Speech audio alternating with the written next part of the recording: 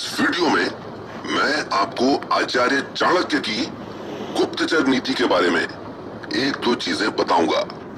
अब देखिए, सबसे पहली चीज तो आप ये समझिए कि अगर आप अपनी जिंदगी में वाकई में बहुत ही ज्यादा आगे बढ़ना चाहते हैं तो सबसे पहले तो आपको इस बात की बहुत ही अच्छी तरह से जानकारी रखना चाहिए कि आपके प्रतिद्वंद्वी, आपके शत्रु, आपके मित्र, आपके सहायक और खास तौर पर आपके सगे संबंधी इस वक्त क्या कर रहे हैं और आगे क्या करने की इच्छा रखते हैं, और जो कुछ भी ये लोग कर रहे हैं या करना चाहते हैं उससे आपको कहीं कोई नुकसान तो नहीं हो सकता, और अगर हो सकता है तो आप उन्हें किस तरह से रोक सकते हैं, और अगर वो कर चुके हैं तो उस कार्य का प्रतिकार किस तरह से किया जाएगा। आचार्य चाणक्य कहते हैं कि जिस पर पूरी तरह से विश्वास नहीं किया जा सकता उस पर तो खैर विश्वास करना ही नहीं चाहिए, पर वो भी जिसके ऊपर पूरी तरह से आंखें बंद कर कर विश्वास किया जा सकता है उस पर भी पूरी तरह से आंखें बंद कर कर विश्वास नहीं करना चाहिए। भाई, बेटा किसी कुसंगति में फंस गया, किसी का किसी से चक्कर चल रहा है, जान पहचान वालों में कोई ऐन मौके पर चोट कर गया, इस तरह की सारी चीजें अगर समय रहते जानकारी में हो तो बड़े आराम से रोकी जा सकने वाली चीजें होती हैं। पर हर बार होता यही है कि जिस पर सबसे ज्यादा भरोसा होता है वही धोखा देता है, और धोखा भी जो है ये वही खाता है जो भरोसा करता है। इसका क्या मतलब हुआ? इसका मतलब ये हुआ कि किसी पर भी कभी भी भरोसा नहीं करना चाहिए और अपनी जान पहचान के सभी लोगों पर पैनी नजर रखना चाहिए और समय समय पर उनकी जानकारी लेते रहना चाहिए। और ये चीज इतनी ज्यादा जरूरी है कि आचार्य चाणक्य ने गुप्तचर विभाग को सेना के 8 अंगों में से सबसे महत्वपूर्ण अंग माना है, जिनकी दी हुई जानकारी के आधार पर ही पूरी की पूरी रणनीति तैयार की जाती है। अब अगर आप इसी तरह से रणनीति तैयार करना सीखना चाहते हैं तो फिर इसके लिए ये बहुत ही ज्यादा जरूरी है कि आपके अंदर एक गुप्तचर बनने के सभी गुण होना चाहिए। ये हो गए बेसिक्स। अब आप ये समझिए कि एक अच्छा गुप्तचर बनने के लिए आपके अंदर कौन कौन से गुण होना ही होना चाहिए। सबसे पहला गुण होता है बुद्धिमत्ता। गुप्तचर जो है ये बहुत ही ज्यादा बुद्धिमान होना चाहिए, पर उसमें यह योग्यता भी होना चाहिए कि वो अपनी बुद्धिमत्ता को और अपनी सभी क्षमताओं को छुपा कर रख सके और एकदम बेवकूफ जैसा या कि फिर लगभग बेवकूफ जैसा व्यवहार करे। सवाल उठता है कि होना बुद्धिमान चाहिए पर दिखना बेवकूफ चाहिए, ऐसा क्यों? ऐसा इसलिए ताकि उस पर किसी को संदेह ना हो। अगर आप अपने परिवार वालों पर, अपने मित्रों पर और अपने सहयोगियों पर नजर रख रहे हैं तो आपके व्यवहार से ये चीज बिल्कुल भी नहीं झलकना चाहिए कि आप बहुत बारीकी से सभी चीजों को ऑब्जर्व करते हैं, और आपके मुंह से इस तरह की बात गलती से भी नहीं निकलना चाहिए कि हमें सब मालूम रहता है, हमने दुनिया देख रखी है। गुप्तचर का दूसरा गुण होता है बेहतरीन और जबरदस्त तार्किक क्षमता। यानी गुप्तचर जो है उसमें इस बात की काबिलियत होना चाहिए कि वो इस बात को सही तरह से समझ सके कि आसपास का माहौल क्या है और इस वक्त जो परिस्थितियां चल रही हैं आगे चलकर कैसी हो जाएंगी और उसको कहां लेकर जाएंगी।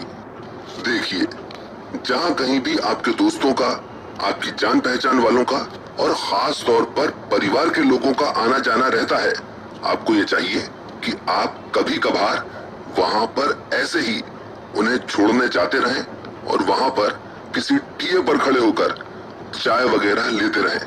अब देखिए, इससे असल में ये होता है कि आपको उस जगह का माहौल समझ में आता है और ये भी समझ में आता है कि उस जगह पर किस तरह के लोग आते जाते रहते हैं। ये हो गई एक चीज। कभी कभार बिना बताए लेने भी पहुंच जाना चाहिए। गुप्तचर का तीसरा गुण होता है उसका एक कुशल मनोवैज्ञानिक होना, जिससे उस सामने वाले की चेष्टा और मनोभावों को देखकर उसके अभिप्राय को समझ सके। यानी अगर कोई बंदा किसी काम को कर रहा है तो क्यों कर रहा है, और अगर कोई बात कह रहा है तो क्यों कह रहा है, और उसकी असल में वजह क्या है, और आगे चलकर वो क्या कर सकता है। इसका सबसे बड़ा फायदा ये होता है कि जरूरत पड़ने पर आप सामने वाले की जरूरतों को समझकर उसको मैनिपुलेट कर सकते हो। इस चीज को बहुत अच्छी तरह से समझिए। देखिए, आमतौर पर होता असल में यही है कि हम अपने जान पहचान वालों को, अपने परिवार वालों को ऐसे ही फॉर ग्रांटेड ले लेते हैं और इस बात पर ध्यान नहीं देते। आगे चलकर यही चीज बहुत बड़े झटके की तरह बाहर आती है।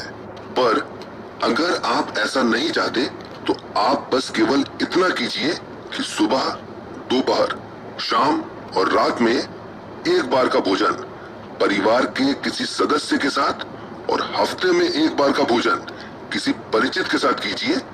इस चीज को भी समझिए कि परिवार के सभी लोगों के साथ एक साथ खाना खाने से सही बात कभी भी मालूम नहीं चलती। गुप्तचर का चौथा गुण होता है व्यापार, नीति, चिकित्सा, देश और काल की बहुत अच्छी जानकारी रखना, ताकि वो किसी भी परिस्थिति की और सामने वाले की सभी स्ट्रेंथ्स और वीकनेसेस को सही तरह से समझ सके।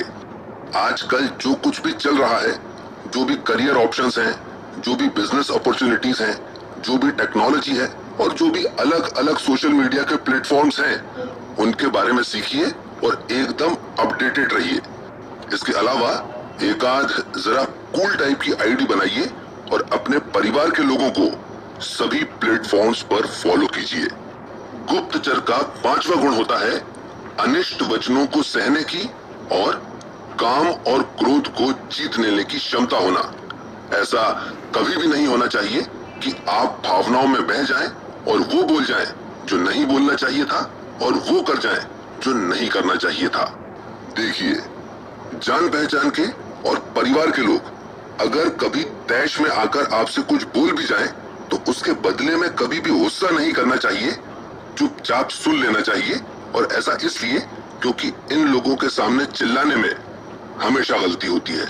इन लोगों को सही रास्ते पर लाने का कुल मिलाकर एक तरीका ही होता है, और वो तरीका होता है इनकी फैसिलिटीज को कम कर देना, ताकि इनको ये चीज समझ में आ जाए कि क्या बोला जाना चाहिए था और किस तरह से बोला जाना चाहिए था।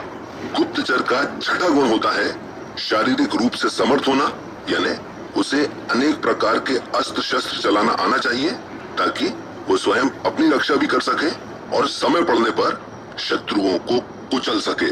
गुप्तचर का सातवां गुण होता है बहुत ही अच्छी स्मरण शक्ति होना, ताकि कुछ छोटी बड़ी सभी घटनाओं को याद रख सके और किन लोगों के सामने उसने क्या कहा है, क्या बहाना बनाया है और क्या इमेज बनाई है, उसमें पूरी तरह से और हर तरह की कंसिस्टेंसी और कंटिन्यूटी बनी रहे।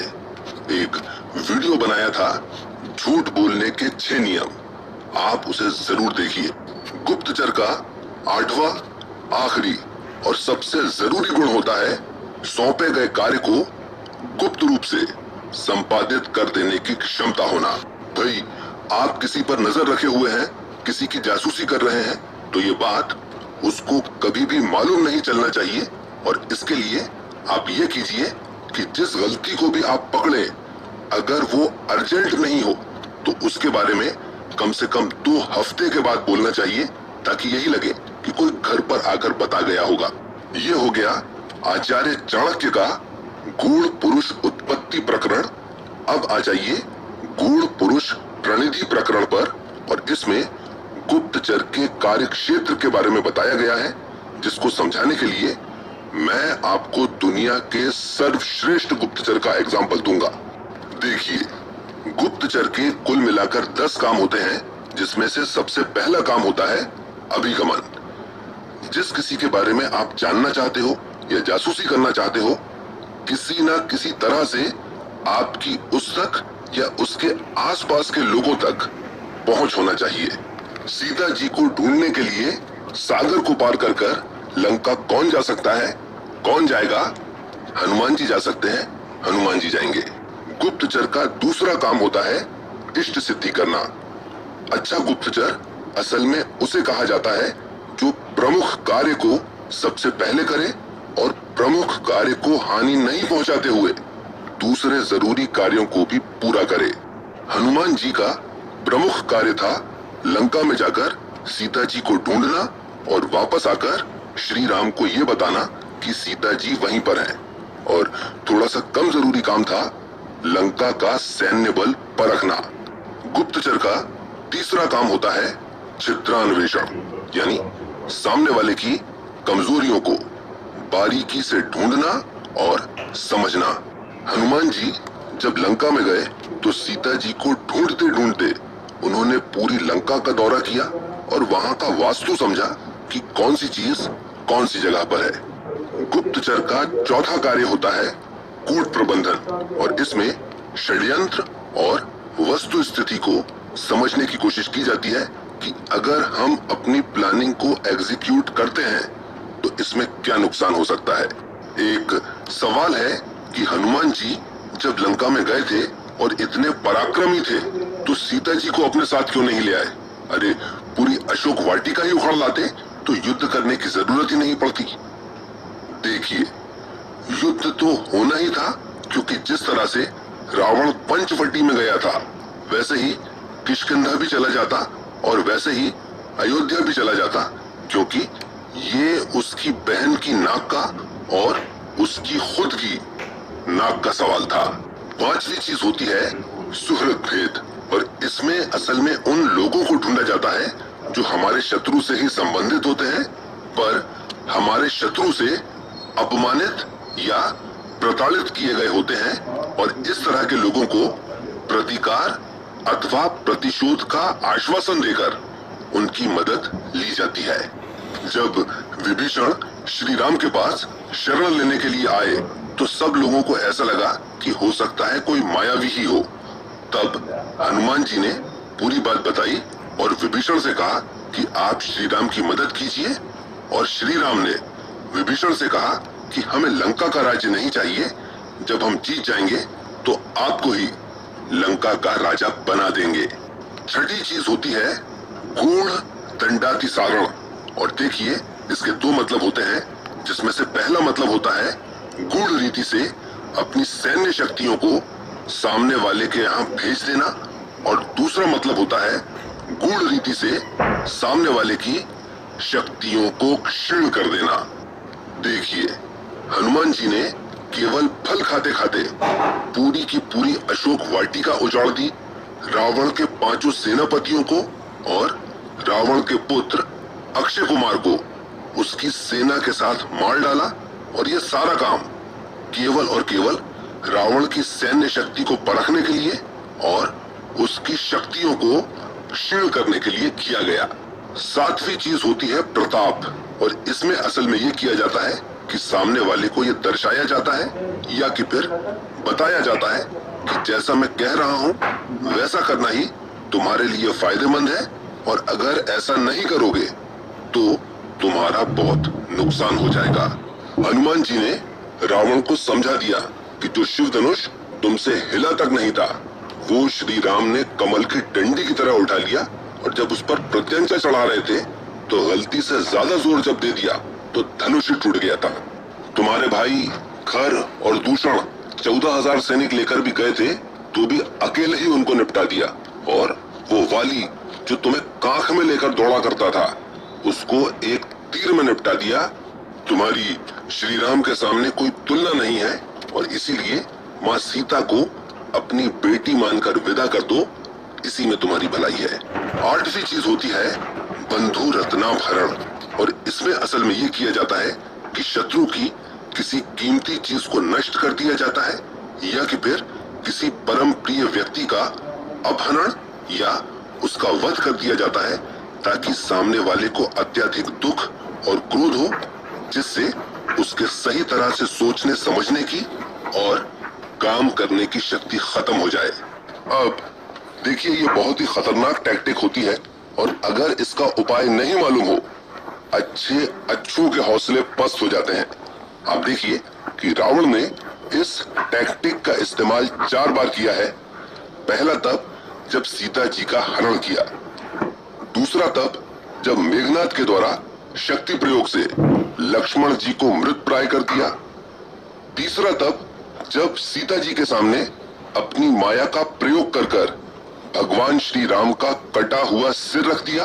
और चौथा तब जब उसने हनुमान जी की पूंछ में आग लगवाने की कोशिश करी, पर क्योंकि हनुमान जी को उपाय मालूम था, क्योंकि हनुमान जी ने सीता जी को ढूंढते समय पूरे लंका के वास्तु को समझ लिया था और ये भी देख लिया था कि कौन सा विभाग किस जगह पर है, और इसी से उन्होंने पूरी लंका में और खास तौर पर शस्त्रागार और कोषागार में आग लगा दी, और इस तरह से लगाई कि अशोक वाटिका और विभीषण के घर को छोड़कर सब कुछ बर्बाद हो गया।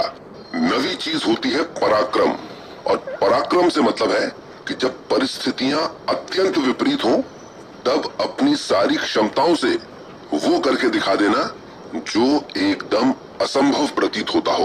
वैद्यराज सुषेण को उनके घर के साथ उठाकर ले आना, द्रोणगिरी तक संजीवनी बूटी लेने जाना और बूटी को नहीं पहचान पाने के कारण पूरे पर्वत को ही उखाड़ कर ले आना, और रास्ते में महाराज भरत के द्वारा घायल कर दिए जाने के बाद भी अपना काम समय पर पूरा कर देना।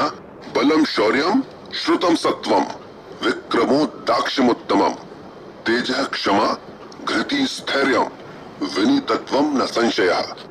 गुप्तचर का 10वां आखिरी और सबसे जरूरी कार्य होता है प्रतिचर्या।